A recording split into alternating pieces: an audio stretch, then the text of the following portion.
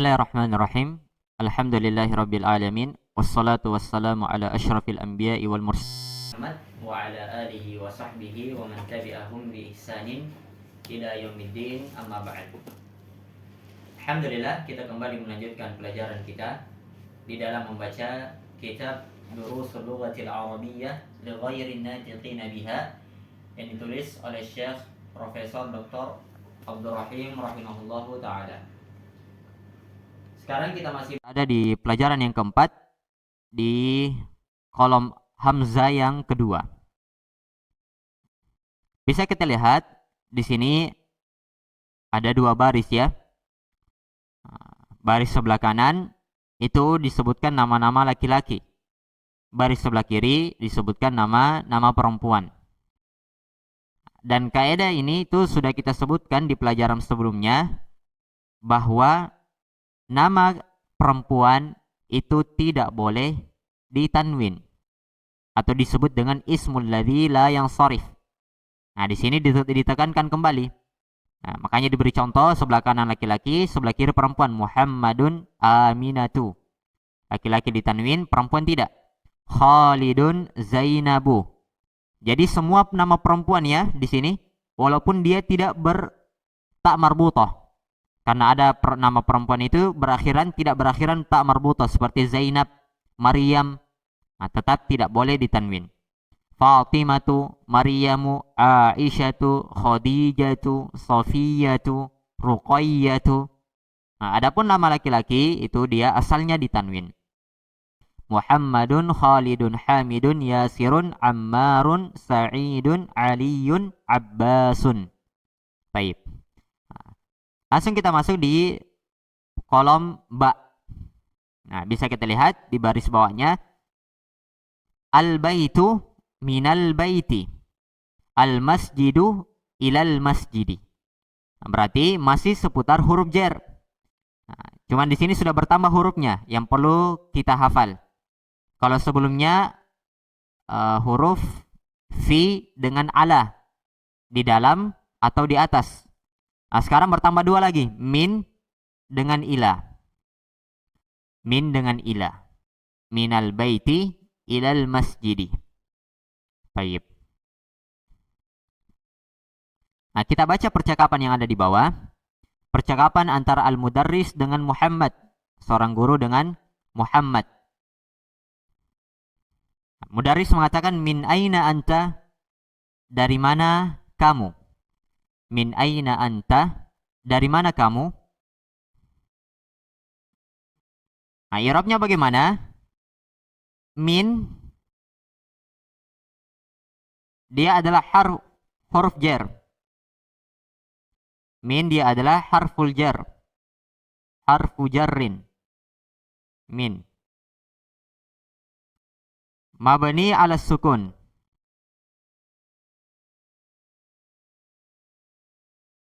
La mahalla lahu minal i'rab. Dia mabni di atas sukun, tidak memiliki kedudukan di dalam i'rab. Kenapa? Karena dia adalah huruf. Nah, jadi itu harus sudah diingat mati ya. Huruf itu tidak punya kedudukan di dalam i'rab. Sehingga tidak bisa dikatakan dia sebagai mubtada. Jangan sampai min mubtada karena dia berada di awal kalimat. Nah, tidak, karena dia huruf maka tidak punya kedudukan di dalam i'rab. Aina. Kemudian selanjutnya aina. Nah, apa i'rabnya aina? Karena dia isim yang mabni, maka sebutkan dulu keadaan mabninya apa. Aina ismul istifham. Dia adalah isim yang digunakan untuk bertanya. Mabni alal fathi. Mabni di atas fathah. Jelas ya, aina. Mabni di atas fathah. Nah, karena dia isim, maka dia punya kedudukan di dalam i'rab. Fi mahalli. Nah, sekarang apa kedudukannya? Fi mahalli jarrin. Dia menduduki kedudukan jar. Sebagai apa? Karena apa? Fi mahalli jarrin bi hurufil jar. Bi harfil jar. Bimin. Dia menduduki kedudukan jar karena dia didahului oleh huruf jar. Min aina. Nah, min aina. Jadi aina Kenapa dia tidak berubah menjadi aini? Karena dia isim mabni, tapi dia tetap kedudukannya sebagai isim yang majrur. Fi mahalli jarrin sebagai, atau fi mahalli jarrin karena dia didahului oleh huruf jar. Baik. Nah, sekarang anta. Apa i'rab daripada anta? Anta i'rabnya, karena dia juga bagian daripada isim-isim yang mabni, maka kita sebutkan dulu keadaan mabninya.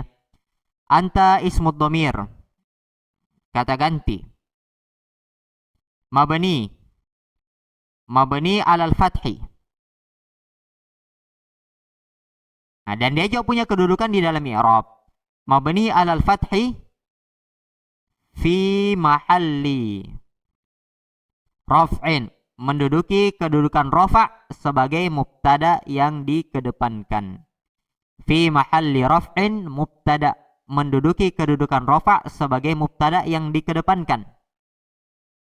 Jadi ini juga salah satu bentuk mubtada itu dikedepankan dan khobar itu dibelakangkan. Apa itu? Ketika khobarnya dalam bentuk jar dan majrur. Nah, ketika khobarnya berbentuk jar dan majrur, maka kebanyakannya mubtada itu dikedepankan. Min aina anta. Nah, khobarnya mana? Itu sama di pertemuan sebelumnya. Khobarnya adalah al-jar wal majrur. Huruf jar dengan isim yang dijar itu menduduki kedudukan rafa sebagai khobar yang dikedepankan. Fi mahalli raf'in khobar. Nah, baik. Nah, bisa dipahami ya. Nah, jadi terkadang ada khobar itu bukan satu kata, tapi khobarnya berbentuk jumlah atau yang menyerupai jumlah seperti jar dan majrur. Maka jar dan majrur di sini menduduki kedudukan rafa sebagai khobar. Nah, selanjutnya kemudian Muhammad menjawab, ana minal yabani, saya dari Jepang. Saya dari Jepang. Nah, maka di sini i'rabnya sama dengan sebelumnya. Di pertemuan sebelumnya. Ana minal yabani, ana sebagai mubtada'nya, i'rabnya seperti domir-domir sebelumnya. Isim domir mabni di atas sukun karena berakhiran dengan alif. Mabni ala sukun fi mahalli raf'in sebagai khabar. Minal yabani, min huruf jar. Al yabani isim majrur karena ada huruf jar. Nah, khabarnya mana? Khabarnya ini. Jar dan majrur menduduki kedudukan rafa sebagai khabar. Jar dan majrur menduduki kedudukan rafa sebagai khabar. Nah, selanjutnya wa min aina ammarun, dan dari mana Ammar? Huwa minas sini, dia dari Cina. Wa min aina haminun, dan dari mana Hamid? Huwa minal Hindi, dia dari India. Aina Abbasun, di mana Abbas? Kharaja, dia telah keluar. Dia telah keluar. Nah, di sini ada faedah baru lagi. Kharaja, dia adalah fi'il madhi. Di sini dikenalkan kepada kita salah satu timbangan fi'il madhi yang 3 huruf. Fi'il madhi yang 3 huruf, timbangannya itu kebanyakannya fathah, fathah, fathah. Itu asalnya. Fi'il madhi yang 3 huruf, timbangannya ketiga hurufnya itu semuanya fathah. Kharaja. Nah, kalau kita dapatkan kata semuanya fathah, kharaja, maka tidak jauh dia adalah fi'il madhi. Kharaja. Baik. Dan fi'il madhi yang seperti ini dia punya kandungan domir. Kandungan domir. Dan itu sudah kita sebutkan secara lengkap pada pembahasan fi'il madhi. Nah, setiap fi'il punya kandungan domir asalnya. Kharaja kandungannya huwa. Nah, sehingga kalau kita mengi'rab kharaja, dia adalah fi'il madhi. Kharaja fi'il madhi mabni alal fathi. Fi'il madhi yang mabni di atas fathah, la mahalla lahu minal i'rab, tidak punya kedudukan di dalam i'rab. Dan kaidah yang telah kita sebutkan bahwa setiap fi'il pasti ada pelakunya. Pasti ada fa'ilnya. Setiap fi'il pasti ada fa'ilnya. Nah, Maka mana fa'il daripada kharaja di sini? Sementara kalimatnya cuma satu, kharaja, dia telah keluar. Fa'ilnya sebagaimana kaidah yang telah kita sebutkan bahwa ketika fa'il itu tidak kita dapatkan secara zahir, maka fa'ilnya itu dikembalikan kepada dhamir. Maka langsung kita sebutkan wal fa'il, dan fa'ilnya adalah dhamir mustatir, dhamir yang tersembunyi. Takdiruhu, takdirnya, takdir atau dhamir yang tersembunyi itu adalah dhamir huwa. Maka di sini telah jelas kenapa bisa kita terjemahkan dia telah keluar. Karena kata dia itu ada pada fa'ilnya, yaitu huwa. Seakan-akan tertulis di situ huwa kharaja, dia telah keluar. Tapi walaupun tidak ada kata huwa, kharaja itu sudah punya kandungan huwa di dalamnya. Dia telah keluar. Baik. Nah, selanjutnya guru pun kembali bertanya, aina dhahaba? Di mana dia, kemana dia pergi. Baik. Nah, insyaallah kita akan lanjutkan di pertemuan berikutnya. Subhanakallahumma bihamdik, asyhadu an la ilaha illa anta, astaghfiruka wa atubu ilaik.